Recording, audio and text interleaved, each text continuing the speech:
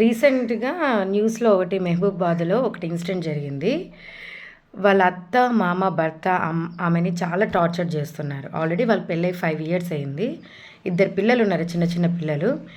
కానీ విపరీతంగా కొడుతున్నారు. కొడుతుంటే ఇంక ఆమె అయిపోయింది.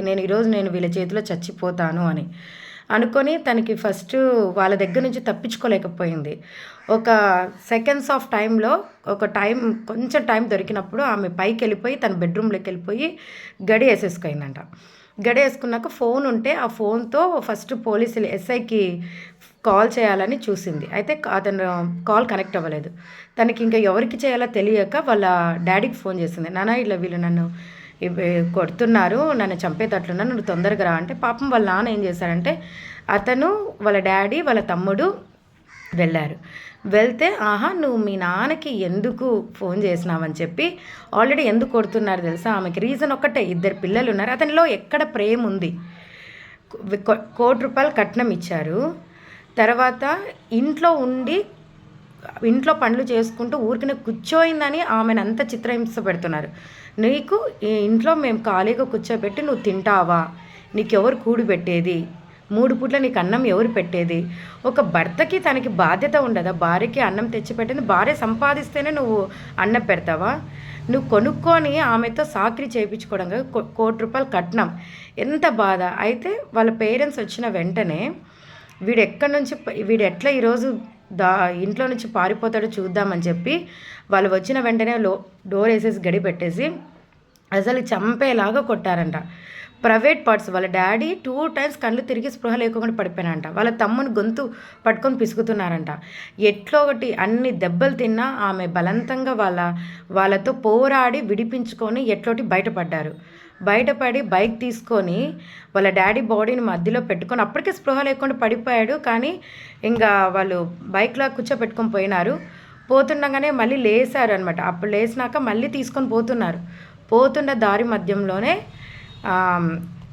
తన ప్రాణం వదిలేశాడు. నాకు ఇక్కడ ఎన్నో ఇన్సిడెంట్స్ న్యూస్లో ఇవి చూస్తుంటాం, కానీ నాకెందుకో ఆ ఇన్సిడెంట్ విన్నప్పుడు చాలా ఎమోషన్ అయిపోయింది. ఏమనిపించిందంటే ఇప్పటికే చెప్తుంటే నాకు బాధేస్తుంది. ఒక భర్త ఒక భార్యకి సపోర్ట్ చేయకోకుండా అత్త మామలతో కూడా కొట్టిస్తున్నా అంటే వాళ్ళలో ఎక్కడ ప్రేమ ఉంది? అసలు భార్యని ప్రేమిస్తున్నాడా? అంటే డబ్బు కోసం, అంటే ఏదో తన అవసరాలు తీర్చుకోవడానికి ఒక భార్యగా చూడట్లేదు. ఒక పని మనిషి కంటే హీనంగా చూస్తున్నాడు. పని మనుషులను కూడా అలాగ చూడరు. పని మనుషులు అలాగ చూస్తే నెక్స్ట్ రోజు వాళ్ళ ఇంట్లోకి రారు. నాకు ఒక ఇన్సిడెంట్ గుర్తుకొచ్చింది. ఏంటి అంటే కరోనా టైంలో 2021లో అందరూ ఆ టైంలో జాబులు వదిలిపెట్టేసి సర్వైవ్ అవ్వాలని వాళ్ళ ఊర్లోకి వచ్చేస్తున్నారు. సిటీలలో, టౌన్లో ఎక్కడున్న వాళ్ళంతా పల్లెటూర్లోకి వచ్చి స్టే చేస్తున్నారు. అప్పుడు నేను కూడా హైదరాబాద్లో నుంచి జాబ్ వదిలేశాను. అప్పుడు నేను మార్చి ఎండింగ్లో వెళ్ళాను. అప్పుడు కరోనా స్టార్ట్ కాలేదు. మా అత్తగారింటికి పోయినప్పుడు మేము ఒక 2 మంత్స్ నేను అక్కడే ఉన్నా. మళ్ళీ కరోనా సెకండ్ ఫేజ్ స్టార్ట్ కాకముందు స్ట్రైక్ అనేది స్టాప్ చేశాక బస్సెస్ అన్ని రిలీజ్ చేసినప్పుడు నేను 2 మంత్స్ వరకు అక్కడే ఉన్నా. అప్పుడు బస్సెస్, ట్రాన్స్పోర్ట్, ట్రైన్స్ అన్నీ క్లోజ్ చేసేసారు. అసలు ఫస్ట్ ఫేజ్లో చాలా భయంకరంగా ఉన్నింది. ఆ టైంలో మేము ఇంట్లో ఉన్నప్పుడు మా అత్త ఎన్నిసార్లు అనేది తెలుసా, మీకు ఎవరు కూడు పెడతారు, ఇంట్లో కూర్చుంటే ఎలా వస్తుంది, మీకు మేము చేసి పెట్టాలా అని ఎంత మాటలు అనేది. కానీ ఆమె లాస్ట్కి ఆమె డబ్బుతో ఏం పెట్టలేదు, కానీ ఎన్ని మాటలు అనేది. ఇంట్రెస్ట్ వచ్చిన డబ్బులతోనే సర్వైవ్ అయినాము. అప్పుడు నాకు జాబ్ లేదు, తనకి జాబ్ లేదు, ఇద్దరము ఎంప్టీ హ్యాండ్స్ అయిపోయినాం అనిపించింది. ఇలాంటి ఆ ఇన్సిడెంట్ నాకు గుర్తుకొచ్చిందనమాట. అంటే ఆ కరోనా టైంలో అందరూ పేరెంట్స్ పిల్లలండి జాబ్ వద్దు, ఏమొద్దు, నువ్వు ఆరోగ్యంగా ఉంటే బాగుంటుంది, ప్రాణం బతుకుతే బాగుంటుందని హాస్పిటల్లో జాబ్ చేసే వాళ్ళు కూడా రిజైన్ చేశారు. చాలామంది గవర్నమెంట్ ఎంప్లాయీస్ కూడా జాబ్ రిజైన్ చేసి ఉన్నారు.